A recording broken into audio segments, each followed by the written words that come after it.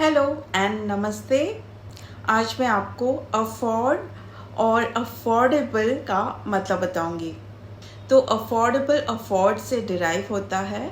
Afford जो word है वो वर्ब है और अफोर्डेबल जो वर्ड है वो एडजेक्टिव है।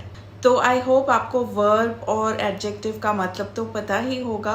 तो अफोर्ड इज किसी टाइप का एक्शन। तो यहाँ अफोर्ड का मतलब है कर सकना। आप जब कुछ कर सकते हो, you say that I can afford to do this. ठीक है, तो वो है कर सकना, तो दैट इज अ वर्ब।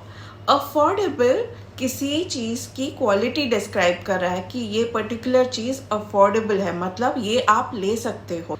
तो अफोर्ड मतलब कर सकना, अफोर्डेबल मतलब कोई चीज़ जो आपके करने के लायक है। Affordable is an adjective and afford is a verb.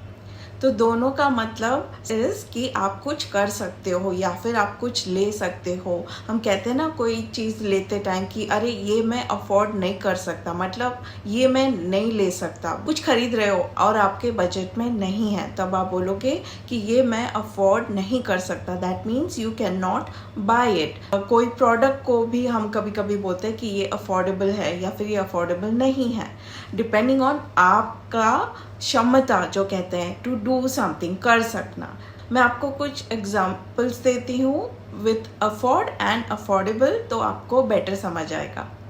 I can't afford to take a risk. आप कोई खतरा लेना नहीं चाहते हो, वहाँ पे आप बोलोगे that I can't afford to take a risk. कुछ आप काम के बारे में बात कर रहे हो, आप बोलोगे ये इसमें मैं नहीं रिस्क लेने वाला हूँ या लेने वाली हूँ। आई कांट अफोर्ड द फेयर। आप सपोज कैब से जाना चाहते हो बट वो उसके रेट्स बहुत हाई हैं, तो आप बोलोगे आई कांट अफोर्ड द फेयर। मैं नहीं बेयर कर सकता ये खर्चा, अफोर्ड नहीं कर सकते। Similarly I can't afford the time to give so much time. कोई एक्टिविटी के बारे में आप बात कर रहे हो कि मैं इतना टाइम नहीं दे सकता इस चीज़ के लिए। अब हम अफोर्डेबल के कुछ एग्जाम्पल्स देखते हैं। This dress is very affordable. आप कहीं शॉपिंग के लिए गए हो, कुछ देखकर शायद आपके बजट में आ रहा है, तो आप बोलोगे ओह दिस इज़ अफोर्डेबल।